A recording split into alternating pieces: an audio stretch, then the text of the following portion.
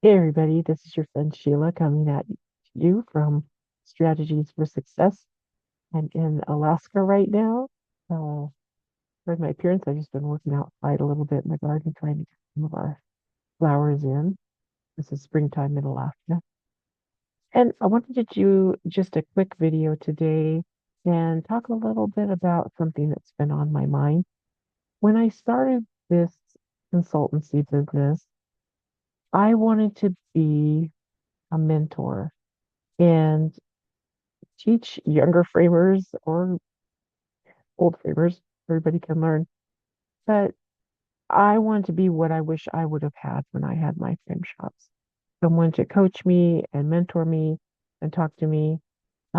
Just give me some give me some wisdom. And so that's kind of what I'm going to do today. So this is Auntie Sheila talking to you, and I'm going to talk about something kind of personal and humbling that happened to me in my business and in my life. I started working in management and leadership in a large corporation when I was about 19. I was really young. And I started framing when I was about 26, 27. That's been well over 30 years when I started my framing journey. And I want to pass on some things, one of the most important things that I've learned. Now, I joke a lot when people say, "Hey, I want to open my own business. It's going to be so fun. I'm going to have freedom and independence." Like, you are absolutely right. You will have all those things, and it can be fun and it can be lucrative. But as far as, being your own boss and having time, you get to pick which 18 hours of the day you're going to work, and you're going to work that every day. Not a moment goes by, even when you leave the shop after working, 12 or 14 hours. You're going to come home and you're going to be thinking about your business. It's just all the time. And so I want to reframe that just a little bit and give you some kind advice and really help you avoid some of the pitfalls that I had when I had my business. So, and part of that is culturally, especially in American culture, we've all been told that a strong work ethic, it's the ultimate virtue, right? Express lane to Successville, population me. And when you are successful, everything's paved in gold and you never have to worry about deadline. Taught from day one, the hard work and dedication, perseverance, they're the holy trinity of achievement. And yeah, it can lead to really good stuff.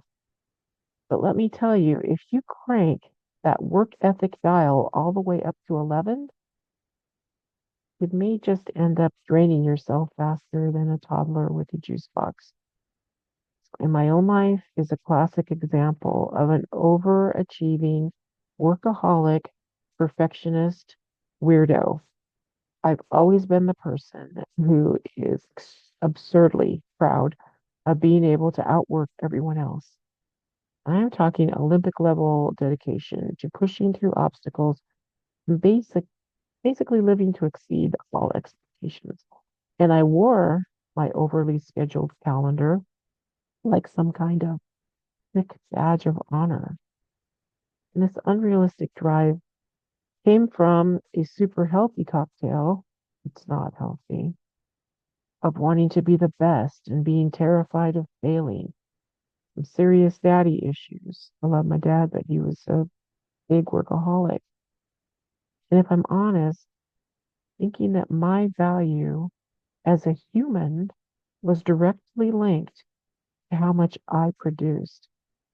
In the short term, it worked. I got praise, I got promotions, I got money, all the gold stars. And it was like a video game, and I was racking up all the points. But then things started to get less fun. My office became my second home, and not in a good free snacks and Red Bull kind of way. Weekends, those were just weekdays in disguise. And my work life balance did a vanishing act. Sleep, that was a distant memory. Exercise, no. Remember that thing called a gym? Yeah, me neither. And my social life, let's just say my friends were starting to forget my name. I was basically running on fumes and caffeine. First, it was all a little sneaky, a little bit of tiredness, a little bit of grumpiness, feeling generally bleh. And I was like, this is just a phase. I'll sleep when I'm dead. Once this project is done, I'll be back to my superhuman self. And spoiler alert, my superhuman self was a myth. And instead of bouncing back, I went full on crash and burn. The stress went from background noise to screaming banshee, and my immune system decided to take a vacation without me.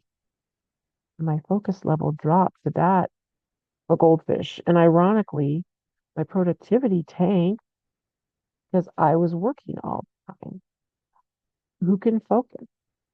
I became a world-class hermit because who has the energy to be charming and socialize when you're basically a zombie?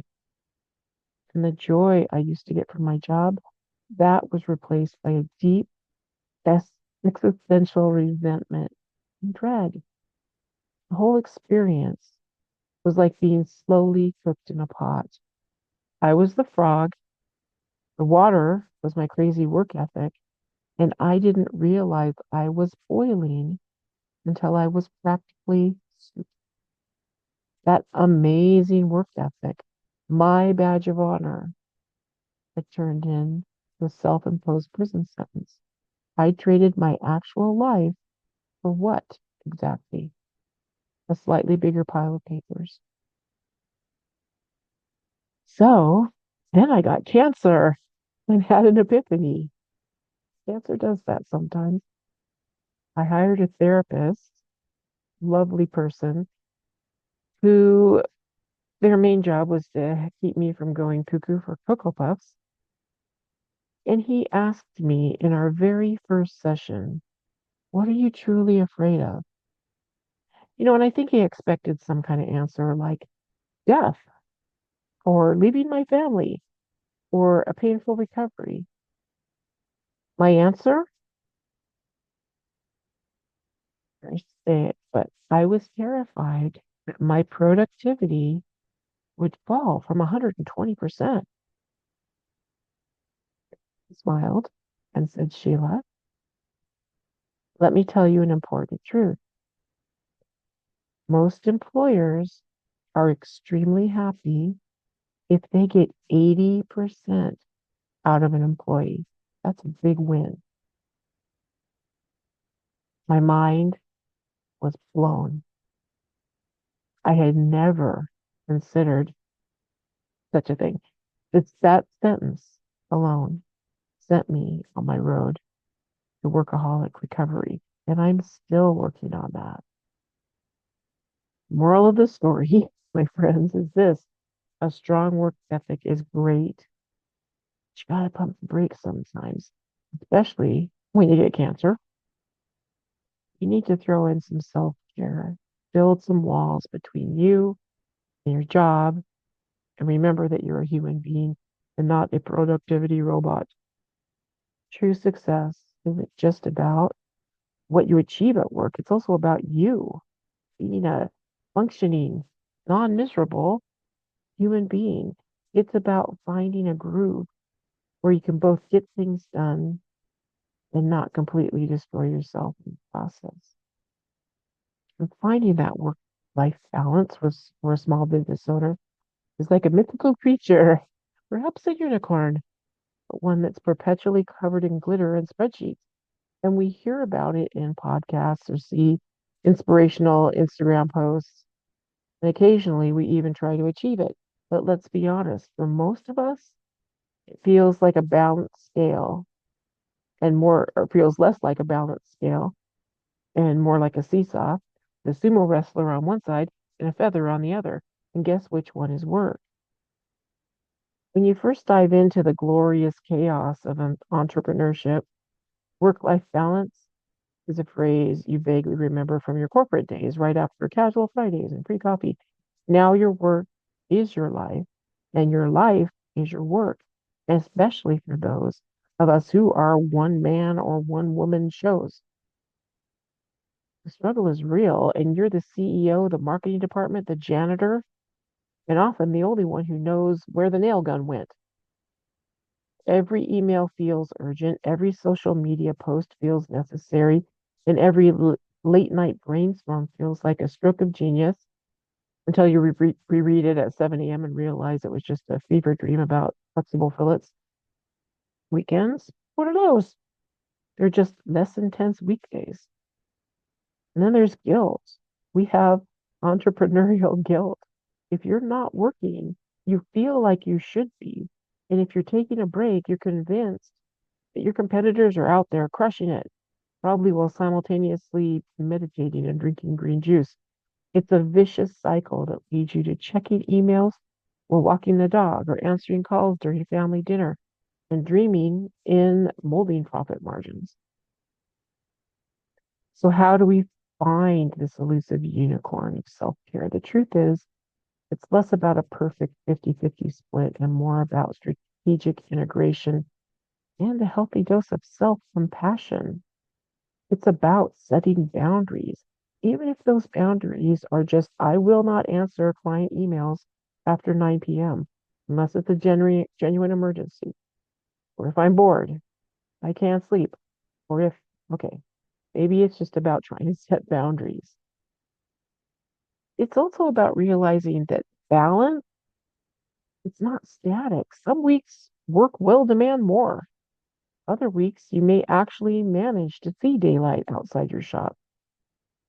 The key is to celebrate the small victories, the uninterrupted cup of coffee with your sweetheart in the morning, or a walk around the block, the 5 minutes you spent not thinking about whether your compressor is going to hold out until the end of the month. Ultimately, finding work-life balance for the small business owner is an ongoing, sometimes hilarious, sometimes tear-inducing journey. It's about learning to say no to yourself mostly, delegating when possible, even if it's just to a really good app, and remembering why you started this crazy adventure in the first place. And maybe, just maybe, one day that unicorn will gallop into your life, bringing with it not just glitter, but also a full night's sleep and a perfectly organized training schedule. So this holiday weekend, I want you to do something for me, for your friend Sheila. Take a day off. Spend it with the people you love. Even if that person is just yourself, put some self-care and schedule it into your June schedule. Maybe a pedicure, a manicure, a walk with your spouse, going fishing for an afternoon. Remember your spouse? Remember them? You used to really like that person. Maybe you could go to lunch. I promise you, when you leave this planet, your kids and loved ones aren't going to say, I'm so glad that mom or dad spent all that time in their shop. So have a wonderful Memorial Day weekend. Take the day off, enjoy yourself, and we'll see you next week with all kinds of ideas and helps make your business better. So this is Sheila from Strategies for Success, wishing you a peaceful weekend and take care of yourself and mind your business.